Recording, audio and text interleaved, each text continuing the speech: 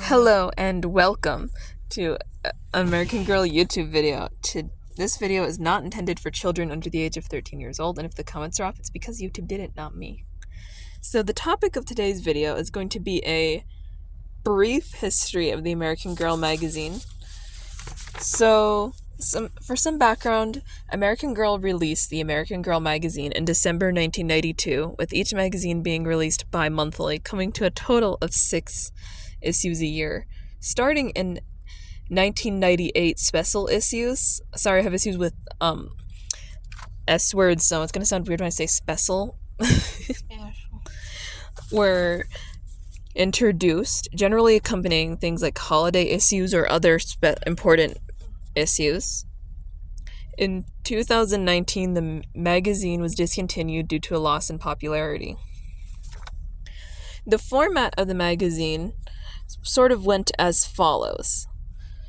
It would have all these things are included. I'm not sure what order because I don't have any 90s ones. But there'd be historical character plays in a lot of them. And they also had the historical character plays were like scripts starring historical characters that were printed with a cast of 6 to 8 characters. They are printed on pages that can be torn out so you could keep them separately, much like theater kits. The scripts would have tips on stage setting and characters, as well as how to set up a successful show. Some of the plays have not been republished outside of this magazine. Oh, none of them have been republished, so I guess these are basically lost media if you don't have it. Wow. Now, one of the other categories they had in the beginning was Real Girl Paper Dolls. The magazine initially offered paper dolls of real-life girls who had researched their family history and sent pictures of themselves and their ancestors to the magazine. The dolls differed in each issue, and their outfits were based on what era their ancestors were from. The paper dolls ended with issue 49 in the July/August issue of 2000. American Girl short stories was another category this had. Several short stories were published in the magazine before they were published as unique volumes. These were phased out around 1996. 2 of these, Kirsten and the Thief and Kirsten's New Teacher, were not published outside of the magazine, so they only exist there. For some reason, Kirsten's stories didn't all make it into that. They also had something similar, which were novel and story excerpts, abridged excerpts from various young adult novels and short stories that were printed often with citations of the full book. This also included excerpts from Central Stories and newer historical dolls that were released, or sections from Amelia's Notebook. My sister actually has one that's kind of related to this. It's one of the mystery novels called The Night Flyers, which I thought was interesting. One of the next sections they had was called The Buzzword. The Buzzword is about vocabulary words, their punctuation, definitions, and they're given along with a sentence using an example of the word in context.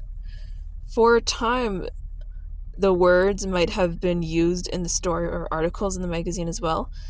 Several were later gathered into the first backpack book, The Little Book of Buzzwords. So, they also had a section called Help with a giant exclamation point in all capital letters, so it's like screaming help. Help. In the help section, readers would write to American Girl seeking advice. These answers were published in the back with pictures illustrating the select question. Several answers were later published and became a part of the help book from the Smart Girls Guide series. Absolute. So yeah, that's it for that section. I'm going to call this section Other Stuff, or basically beginning to wrap it up a bit. So, the magazine... Yeah. Miscellaneous, if I can spell that. That's hard to spell. The magazines in the 2010s had small changes to the format to focus on things like arts, crafts, letters from fans, and a comic section called According to Aggie.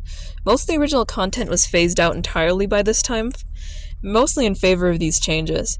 There are some holdovers that remain, such as the short stories, the buzzwords, which had a far smaller section, and the help section, which honestly I think got bigger. And a lot of the fandom was upset by these changes, but most of them just had stopped getting the magazines. So, like, what opinion do you need to have? I had the magazine around this time. I don't remember the pre-2010 magazines because I was very young. But I'm going to talk a little bit here about what it was like when I first found them pretty soon here. I really liked the According to Aggies, and I found my first one at Michael's in mid-2017. And this was the version of the magazine that I know the best, and I actually took photos of for this video. So I have a few closing thoughts and things that didn't make it into the main portion. So the American Girl magazine did not advertise other products within it because it was owned by a corporation. It was able to only advertise the dolls. So for instance, the plays would be advertising the dolls, so you'd buy them. So it was more subtle, their advertisements, and they also had in-between page ones. Do you have an opinion on this? Do you want to talk about the AG magazine, Lena? Boo, they always try to sell you things. But it wasn't nearly as bad. Another thing is, it was included as, it's mentioned in the Nikki and Isabel books, who are the 90s girls from last year, so their journal and book. And they also had, like, mini magazines and stuff included throughout many sets over the years that I've seen. I wouldn't be able to name all of them, but I've seen them for sure, as well as being a part of the magazines themselves. The very last magazine was issued in January/February 2019, bringing the magazine to an end. It has remained cancelled till then, although the trademark was renewed last year with the release of the 90s Girls that I just mentioned, so maybe it's not gone forever.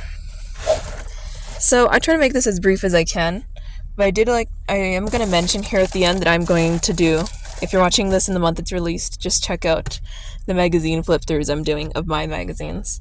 So, yeah. Self-promotion! It's not bad, sister! Boo! I hope you enjoyed this. I think it actually took way longer to make the script than to make the video, so that's good. You can hear the papers. Bye!